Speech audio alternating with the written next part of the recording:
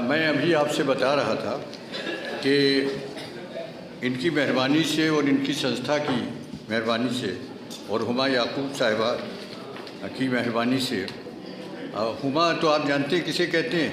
हुमा एक ऐसा पक्षी होता है कि जो जिसके सर पे बैठ जाए वो बादशाह हो जाता है। तो हमारे सर पे तो नहीं बैठी हैं आप, लेकिन हमारे यहाँ सीटों पे ज़रूर बैठी हैं, तो हमें उम्मीद है कि कुछ न कुछ उसका असर हम लोगों को मिलेगा। तो ये हटा लो सामान जल्दी से, ताकि अगर वो न सुन पाए तो सारी मेहनत बेकार जाएगी।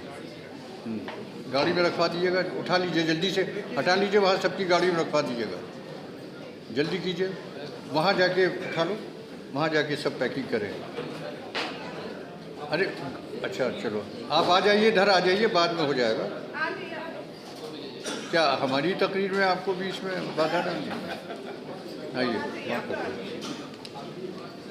आइए, इधर आइए, वापस आइए, सबकी गाड़ी में रखवा दीजिए। मैं इससे पहले कि उनसे गुजारिश करूं कि वो कुछ कहें, ये एक बहुत बड़े आलिम, एक बहुत बड़े प्रोफेसर, एक बहुत बड़े एडमिनिस्ट्रेटर और एक बहुत बड़े इंसान हैं। और इनका महमूदाबाद से बहुत ही एक जज्बाती लगाव है, जो शायद लोगों को ना मालूम हो, वो मैं बता दूं कि इनके वालिद मोहतरम के बड़े भाई साहब जो थे, वो मौलाना नजमुल हसन साहब क़िबला, वो मेरे उस्ताद थे, जिन्होंने मुझे 8वें दर्जे 6ठे 5वें 6ठे में, जब कॉन्वेंट स्कूल सिर्फ कॉन्वेंट स्कूल था, तो उस वक्त उन्होंने मुझे उर्दू और फ़ारसी सिखाई। इनके वालिद मोहतरम जो थे वो यूनिवर्सिटी, बनारस हिंदू यूनिवर्सिटी में प्रोफेसर और हेड ऑफ़ द डिपार्टमेंट थे। तो एक रिश्ता है इनका हमारा बहुत करीबी, और उसी रिश्ते को सामने रखते हुए हम इनसे चाहेंगे, इनसे गुजारिश करेंगे कि हमने करीब बताया कि 4000 यहाँ तलबा रहे हैं, जिसमें 3500 को एम्प्लॉयमेंट मिला। जो हमने बीएड में करीब 5000 लोगों को यहाँ से अध्यापक हुए यहाँ हमारे यहाँ से, जिनको एम्प्लॉयमेंट मिला, और उसमें ज़्यादातर लोग जो हैं वो माइनॉरिटी कम्युनिटी के खुश भी हैं और बहुत ही ज़्यादा इनका शुक्रिया अदा करते हैं कि जो भी काम हम लोगों ने किया उसको रिकग्नाइज़ किया गया, इंटरनेशनली किया गया और प्लस नेशनली यहाँ पे भी हम लोगों को रिकग्नाइज़ किया गया, तो उसके लिए बहुत बहुत शुक्रिया। और यहाँ आके बहुत अच्छा लग रहा है, क्योंकि यहाँ पे एजुकेशन के सिलसिले में बात हो रही है, तालीम के सिलसिले में बात हो रही है, तो वो बहुत ज़रूरी है, क्योंकि इंसानों को अंधेरे से उजाले की तरफ अगर ले जाना है तो तालीम बहुत ज़रूरी है। और इसके लिए जो भी कदम उठाए जा रहे हैं, चाहे वो जो यहाँ पे यूनिवर्सिटी कायम करने की बात हो, चाहे ये कॉलेज हो यहाँ पे, चाहे मिडिल कॉलेज खोलने की बात हो, ये सारी चीज़ें जो हैं वो हमें तरक्की की तरफ, आगे बढ़ाने की तरफ ले जाने का काम करती हैं। तो मैं बहुत बहुत मुबारकबाद दूंगा, बहुत बहुत शुक्रिया अदा करूंगा हमारे रिजवी साहब का। वो हमेशा बहुत मोहब्बत करते हैं, और उनकी मोहब्बत और उनका इतना खुलूस, और साथ में जिस मेटिकुलसली उन्हीं ने इस फंक्शन को ऑर्गेनाइज़ किया है, उसके लिए मैं उनको सलाम करता हूँ। और वाकई बहुत अच्छी तरीके से प्रोग्राम को ऑर्गेनाइज़ किया है। एक चीज़ मैं देख रहा था कि जो हम लोगों के फ़ोल्डर्स भी रखे हुए हैं वो पर्सनलाइज फ़ोल्डर्स हैं, कि हर फोल्डर में हर आदमी की फ़ोटो लगी हुई है, तो इससे ज़्यादा पर्सनल टच नहीं हो सकता था। तो बहुत बहुत शुक्रिया हमारे जी साहब, और हम सलाम करते हैं आपको, बहुत बहुत शुक्रिया।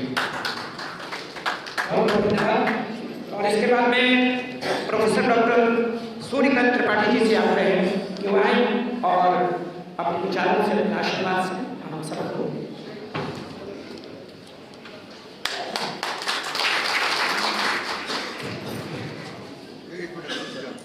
एक बात कह दूँ आपके लिए, जो लोगों को नहीं मालूम है। देखिए, प्रोफेसर सूर्यकांत जी उन लोगों में से हैं जिन्होंने भारतवर्ष में सबसे पहली अपनी पीएचडी हिंदी में लिखी, बस। और सर तो बहुत बार उत्तर प्रदेश सरकार में मंत्री रहे हैं, और बहुत अच्छी बात कही इन्होंने कि जब मैं एमडी की थीसिस लिख रहा था, वर्ष था 1991, बहुत अड़चन आई थी, क्योंकि अंग्रेजी में थीसिस लिखी जाती थी उस समय, हिंदी में नहीं। और उत्तर प्रदेश विधानसभा में एक प्रस्ताव पारित हुआ था 14 अगस्त 1991 को, उस प्रस्ताव के कारण वो मेरी थीसिस हिंदी में जमा हो पाई। मैं उत्तर प्रदेश विधानसभा और आप जैसे सभी राजनीतिकों को भी धन्यवाद देता हूँ कि उनके बिना संभव नहीं। मैं इस कस्बे में पहली बार आया हूँ और आते समय मुझे लगा कि ये ज़मीन बहुत उपजाऊ है, लहलाते खेत थे, कहीं गन्ना आ रहा था, कहीं दूसरी फसलें नहीं थी, लेकिन उतनी उपजाऊ है ये तो मुझे अब पता चला कि जिस ज़मीन ने डॉक्टर अम्मार रिजवी जैसे रत्न को पैदा किया है, इससे ज़्यादा उपजाऊ फसल मैंने आज तक तो देखी नहीं। इस छोटे इंस्टीट्यूट में, इस छोटे कस्बे में जब मैं घुसा इस कैंपस के अंदर, तो मुझे लगा ही नहीं कि ये छोटे कस्बे के अंदर इतना बड़ा एजुकेशनल इंस्टीट्यूट है, इतना खूबसूरत कैंपस और इतनी खूबसूरत एम्बियंस। और मौलाना आज़ाद जो भारत के पहले शिक्षा मंत्री रहे, उनकी आदमकद मूर्ति, और वो सामने नहीं देख रही, बड़ी अदा में तिरछे देख रहे हैं। पता नहीं किसका सर आएगी, आप तो भाई सीधे देखने में तो कुछ नहीं होता, लेकिन अगर कोई तिरछी नज़र से देख रहा है तो उसकी अदा अलग ही हो जाती है। तो ऐसे खूबसूरत संस्थान में और ऐसे आप जैसे खूबसूरत और संजीदा लोगों के बीच में आकर सम्मान पाकर मैं बहुत ही अभिभूत हूँ। और वो भी एक से एक सितारे इस मंच पर हैं, ऐसा मंच सजाना भी तो कोई ना कोई तो चुंबक तो होगी अम्मार रिजवी साहब में, जो हर सितारा खींचा चला आता है, हर इंसान खींचा चला आता है। तो मैं बहुत बहुत धन्यवाद देता हूँ इस संस्था को, अम्मार रिजवी साहब को और आप सबको। और अभी उन्होंने कहा कि 3500 लोगों को यहाँ मिला हुआ है, नौकरी मिली हुई है इन संस्थानों से, लेकिन सर आप भूल गए। मैं याद दिलाता हूँ कि इस संस्था ने जो पैदा किए हैं, जो आज न जाने कितने बड़े इंसान होंगे और न जाने कितने नौकरियां दे रहे होंगे अपने अपने स्थान पर, उनकी गणना तो रहेगी। तो ये मल्टीफोल्ड है कि यहाँ से निकले कोई डॉक्टर निकला होगा, कोई इंजीनियर निकला होगा, कोई बिजनेसमैन निकला होगा, उन लोगों ने अपने सिलसिलेवार कितनी नौकरियाँ और कितने लोगों को रोजगार दिया होगा। ये यही का सब कुछ पावर हाउस है, हम कह सकते हैं। और मेरी मैंने तो प्रस्ताव दिया है, सर कह रहे हैं कि मेडिकल कॉलेज, बोले पहले हम यूनिवर्सिटी तो बना लें। तो सर आप मल्टीटास्कर हैं, कोई आपकी क्षमता में कमी नहीं है, यूनिवर्सिटी का प्रोजेक्ट चलने दीजिए। सरकार एक BBB मॉडल पे मेडिकल कॉलेज बना रही है, 1 डिस्ट्रिक्ट 1 मेडिकल कॉलेज। सीतापुर में अभी मेडिकल कॉलेज नहीं है और पब्लिक प्राइवेट पार्टनरशिप पे आपकी संस्था के थ्रू भी मेडिकल कॉलेज बनता है। उसके लिए 20 एकड़ जमीन चाहिए, 20 एकड़ की जमीन नहीं चाहिए। यहाँ जिला अस्पताल है, उसके साथ कंबाइन करके सर एक प्रपोजल वो मेडिकल कॉलेज का बनाया जा सकता है। तो मेरी इच्छा है कि सारे शिक्षा संस्थान हैं यहाँ मेडिकल कॉलेज भी बने, यूनिवर्सिटी बनी रही है। और जब मेडिकल कॉलेज बने तो सर एक बात मैं फिर आना चाहूँगा। बहुत बहुत आभार।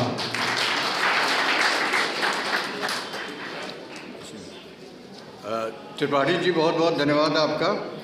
आपने एक रास्ता बताया है और आप आगे आगे चलेंगे, हम पीछे पीछे चलेंगे। Thank you. मैं विशेष यहाँ पर श्रीमती जी और मिसेस सूर्यकांत जी बैठी हुई हैं, मैं उनसे बहुत शर्मिंदा हूँ कि हम इस तरफ आपको नहीं बिठा सके, लेकिन हम लोगों का दिल अगर चीर के देखिए तो हनुमान जी ने जैसे किया था उसमें भी राम नज़र आए थे और उसमें भी आप नज़र आएंगी, अगर सूर्यकांत जी को कोई शिकायत ना हो। यहाँ पर हुमा याकूब साहिबा बैठी हैं, उनका मैं नाम लेना भूल गया था। असद नसीर आबादी साहब हैं, MH रिजवी साहब हैं, सरवत तकी साहब हैं, बहुत से लोग यहाँ पर आए हैं। और अमीर हैदर साहब जो हमारे बहुत दोस्त भी हैं, गार्जियन भी हैं, जिससे लड़ाई झगड़ा भी होता है, उनका भी बहुत बहुत खैर मकदम है।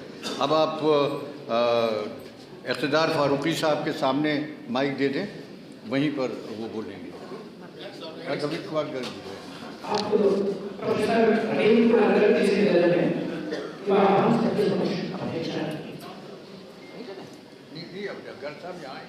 डॉक्टर साहब तो हम लोग ही के डॉक्टर हैं। जी जी बिल्कुल। आदरणीय न्यायमूर्ति मसूदी साहब, स्टेज पे बैठे हुए सब विशिष्टगण एंड अम्मार रिजवी साहब, इस अद्भुत कार्यक्रम में इस तरह का कार्यक्रम मैंने पहली बार देखा, जहां हर धर्म के लोग एक साथ बैठ के सिर्फ देश राष्ट्र निर्माण की बात कर रहे हैं। मैं न्यूरोलॉजिस्ट हूँ, एक डॉक्टर हूँ। मैंने कुछ बीमारियों पे काम किया है और वो बीमारी हम लोग के आसपास बहुत ज़्यादा है, जिसमें से एक बीमारी है ब्रेन टीबी, एक बीमारी है लेप्रोसी और एक बीमारी है जिसको हम लोग, शायद आप लोग ने नाम नहीं सुना है, उसको हम लोग कहते हैं SSP, सब एक्यूट स्क्लेरोसिस पेनिन्सेफेलाइटिस। ये बीमारी मीजल्स खसरा के बाद होती है। दुर्भाग्य से SSP से ग्रसित होने वाला बच्चों में होती है, कोई बच्चा बच नहीं पाता। मैं तीनों बीमारियों के बारे में एक एक संदेश आपको देना चाहता हूँ ताकि इन बीमारियों से बचा जा सके।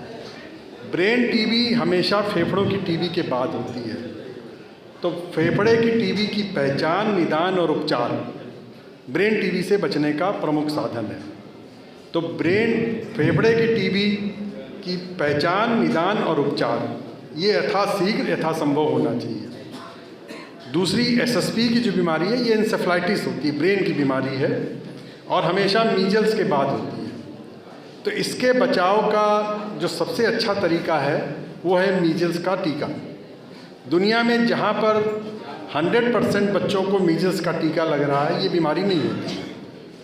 तो हम इंश्योर करें कि एक एक बच्चा वो 1 साल के पहले उसको खसरे का टीका लगे। इस जानलेवा बीमारी से बच्चों को बचाने, ये बच्चा जब इंसेफेलाइटिस होती है तो इसमें हम, आप, माँ बाप सब बच्चे को मरते हुए देखते हैं, कुछ कर नहीं सकते, तो बचाना बहुत ज़रूरी है। तीसरी बीमारी जो मैं जिस पे आपको एक संदेश देना चाहता हूँ है लेप्रोसी। लेप्रोसी एक ठीक हो जाने वाली बीमारी है, इसको कुष्ठ रोग कहते हैं, लेकिन इसके साथ बहुत सारी सामाजिक समस्याएं जुड़ी हुई हैं। लेकिन अगर लेप्रोसी का कोई मरीज़ दिख गया और उसका समुचित उपचार 2 साल तक कराया गया तो बिल्कुल वो ठीक हो जाता है। तो ये 3 संदेश मेरे हैं, इनको जन जन तक पहुंचाएंगे तो बहुत सारी बीमारियों से हम बच पाएंगे।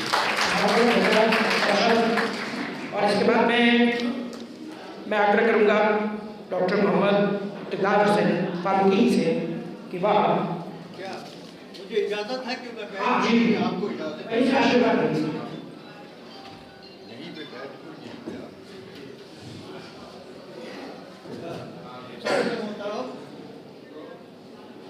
और सामाईन कराम, अम्मार साहब ने अभी अपना खिताब करते हुए और कुछ अहम हज़रात की आमद पर खुशी का इज़हार किया और उसके बाद ये भी